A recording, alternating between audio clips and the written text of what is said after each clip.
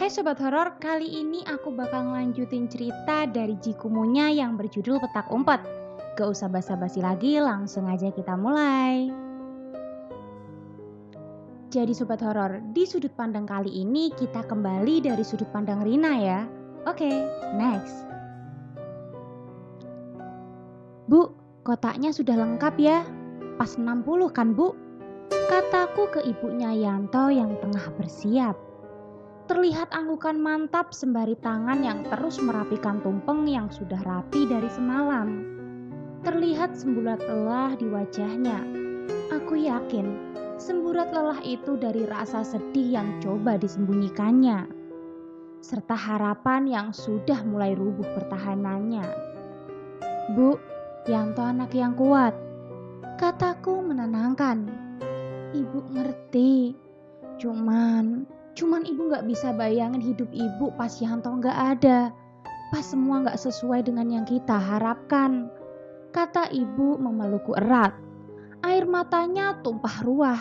Badannya gemetar, mengeluarkan semua sesak yang sedari tadi tertahan. Aku tak berbicara sepatah kata pun.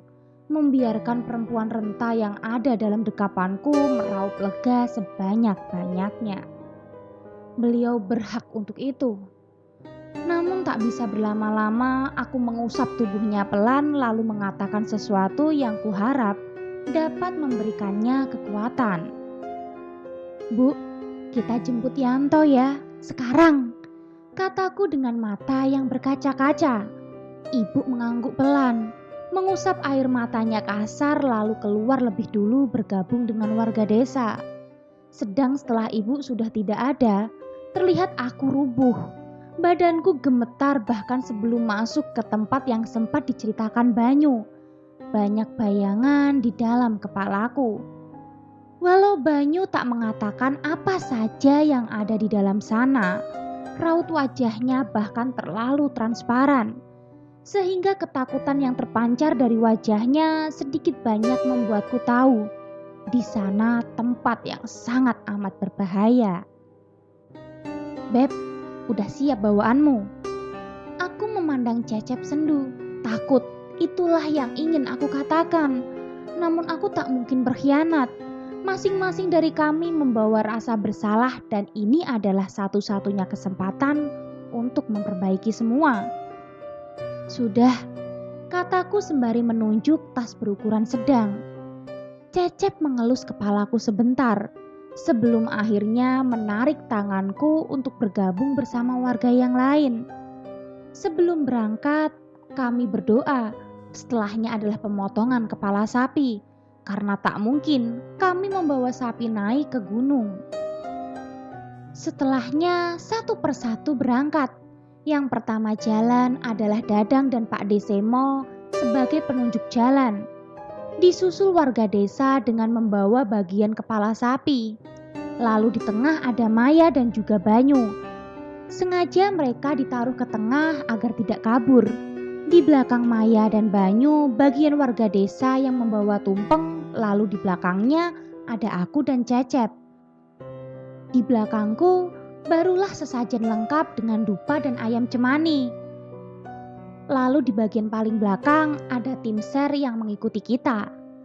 Perjalanan rupanya sangat jauh dan tanpa jeda. Tanpa istirahat hanya supaya kita bisa mengejar waktu dan tidak kemalaman.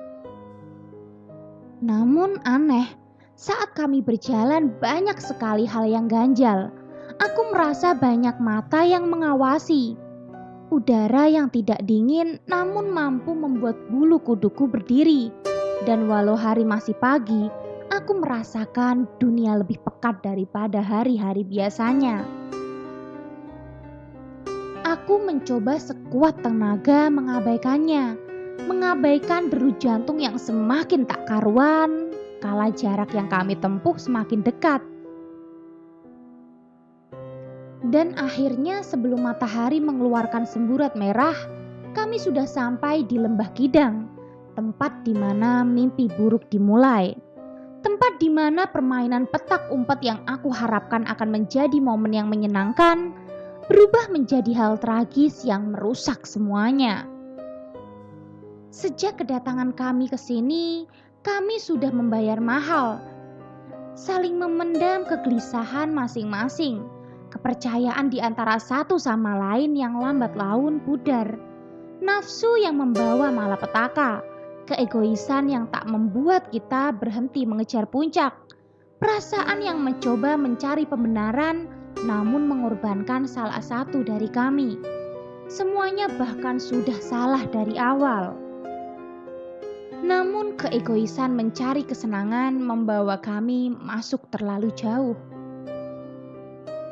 Rin, gak apa-apa. Tanya Dadang menepuk punggungku membuatku tersadar dari lamunan panjang. Tak ada orang yang baik-baik saja saat dihadapkan dengan rasa takut, Dang. Kataku lesu.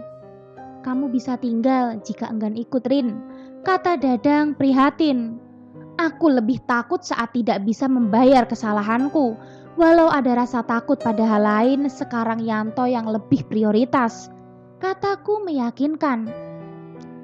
Dan sebenarnya aku tidak suka melihat orang menatapku dengan tatapan seakan aku sangat lemah.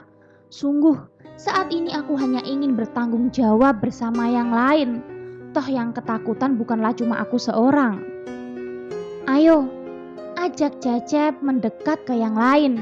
Aku mengikutinya, menyaru menjadi satu bersama yang lain memulai suatu ritual. Aku dan kawanku sengaja memisahkan diri, mencoba sehening mungkin saat kita masuk ke gerbang itu. Dan inilah saat yang ditunggu, saat tetua daerah membakar dupa. Sekarang, kata Maya pelan namun tegas. Banyu berjalan terlebih dulu sembari membuka jalan.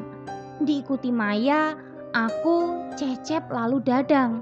Dengan secepat mungkin kami menembus rerumputan liar lalu menembus 2 buah pohon besar. Dan benar saja, setelah melewati 2 pohon itu, hawa dingin langsung menyentuh kulit yang seakan berbeda dari hawa yang biasanya. Langit mulai mengeluarkan semburat merah saat kami masuk ke dunia ini. Sembari menahan takut, aku mengamati Banyu yang tengah terdiam. Bentar, suara delman, katanya terbata, membuatku mengernyitkan dahi.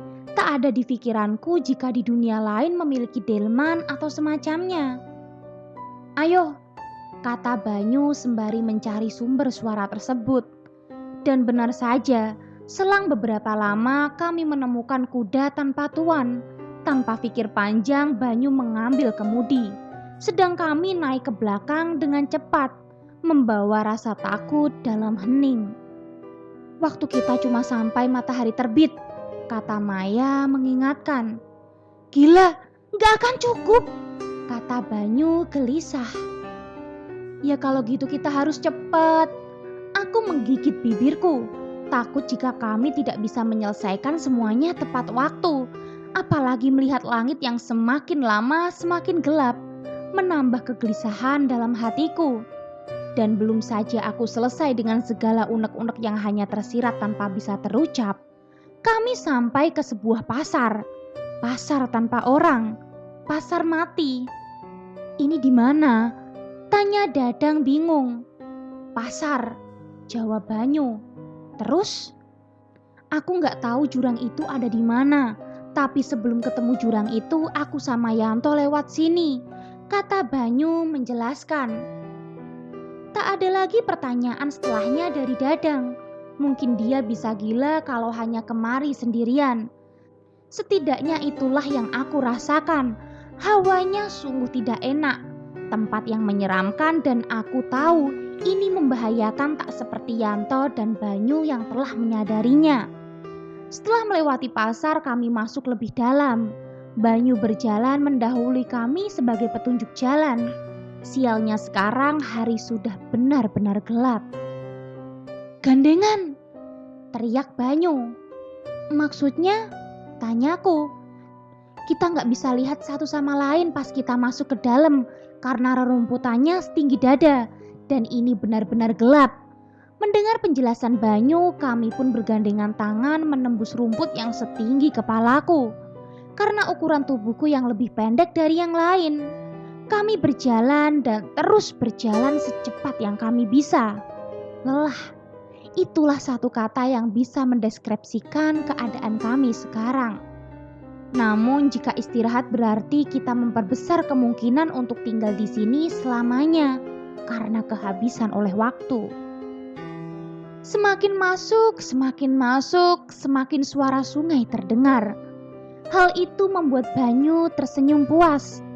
"Ayo," katanya sambil berlari, membawa kami ke hilir sungai. "Yanto! Yanto!" teriak Banyu saat sudah di hilir sungai. "Yanto!" tambahku. "To! Yanto!" tambah yang lain. Kami mencoba menyusuri sungai sembari meneriakkan nama Yanto, berharap seseorang menjawab dengan suara yang familiar. Jadi sobat horor, di cerita kali ini kita kembali dari sudut pandang Banyu ya. Oke, next. "Yanto!" Kami masih terus meneriakkan nama kawanku, mencoba mencari di mana tebing yang sempat aku lewati dulu. Deru jantung juga seakan tak mau hilang, berasa dikejar waktu dan rasa takut secara bersamaan. Aku merogoh sakuku kasar. Astaga, aku sampai lupa kalau aku sempat memasukkan headlamp ke kantong celanaku saking gemetarannya. Aku mengeluarkan headlamp yang sempat terlupakan, mencoba mengarahkan sinarnya ke berbagai tempat. Asem! Umpatku saat sinarku menangkap dua bola mata berwarna merah terang di balik semak-semak. Kumatikan headlampku cepat. Astaga, beberapa kali mempersiapkan diri untuk ini, nyatanya aku tidak akan pernah siap. "Mai, kamu bilang semua ke atas kan? Ambil bagian," tanyaku gemetaran. Nggak semua, hanya yang dominan saja," kata Maya menunduk. "Apa?" Pekik Rina tertahan, kaget. Itulah yang selalu kita dapatkan dari jawaban Maya. Semua yang dia katakan sedari kita masuk sangat mengejutkan bagi kami dan membuat kami begitu ngeri. "Mai, bisa nggak kamu ngomong semuanya sebelum kita melakukan ini? Ini membahayakan kita semua," kata Dadang yang mulai kehilangan sabar. Bagaimana tidak? Sebelumnya Maya juga baru bilang jika kita memiliki waktu hanya sampai matahari terbit setelah kita semua masuk ke gerbang goib. Dan sekarang sudah terlalu jauh untuk pulang. Bisa nggak sih kalian nggak mojokin aku? Aku tahu aku salah. Tapi kalau aku bilang dari awal aku hanya takut jika harus menebus ini sendirian. Egois, kata Dadang pedas yang ditatap dengan tatapan tajam dari Maya. Sebenarnya aku ingin melakukan hal yang sama seperti yang dilakukan Dadang. Namun untuk saat-saat seperti ini aku tak mau keadaan kami semakin berantakan dan tidak solid. Sebisa mungkin walau itu susah, aku ingin kita memiliki tanggung jawab untuk menjaga satu sama lain. Gandengan, kataku seraya menggandeng tangan Dadang. Apa itu Yu? Tanya Dadang pelan. Aku juga gak tahu. Senter, kata Dadang kepadaku. Aku yang mendengar pun langsung memberikan senter yang tadinya ada di tanganku kepadanya. Setan kampret, kata Dadang jalan terlebih dahulu sembari menyenter ke segala arah. Di setiap sapuan terdapat mata di segala penjuru, membuatku ciut seketika. Namun rasanya tidak dengan Dadang. Dia terus berjalan membawa kami semakin dekat dengan tempat jatuhnya Yanto. Di mana? Teriak Dadang. Jangan lihat hantunya, lihat jalannya. Di mana tempatmu jatuh sama Yanto? Tambahnya. Aku mengamati lagi, namun aku kembali menunduk saat aku melihat bungkusan berwarna putih sedang menatapku tajam. Matanya merah dengan lingkaran hitam di sekitar matanya. Pocong Dang, kataku tak kuat. Aku lemah dengan makhluk itu, sungguh. Asem, lihat jalannya, bukan hantunya, kata Dadang emosi. Dan saat berjalan, senter Dadang menyapu jurang dengan sedikit tanah yang runtuh. Itu Dang, kataku sembari menunjuk tempat yang aku maksud. Tanpa adanya jawaban, Dadang pun berjalan ke arah tebing tersebut tanpa adanya rasa takut sama sekali. Sedangkan aku menyeringkuk mengamati setiap pocong di sampingku seperti pagar yang berjajar. Andai aku kesini sendirian, sudah pasti aku akan pingsan saat itu juga. Aku mengerat peganganku pada Dadang. Sungguh, badanku lemas seakan tak punya daya. Bau busuk dari makhluk itu sangat menyengat, juga wajahnya yang rusak, dengan mata merah menyala yang membuatku ketakutan. "Jangan takut, dia dapat kelemahanmu dari sana," kata Dadang terus melanjutkan perjalanan. Benar-benar terasa jika dia sudah mempersiapkan lebih baik dari kami semua. Dengan sekuat tenaga, aku mencoba fokus, mencoba sebisa mungkin menghilangkan rasa takutku dengan terus berjalan.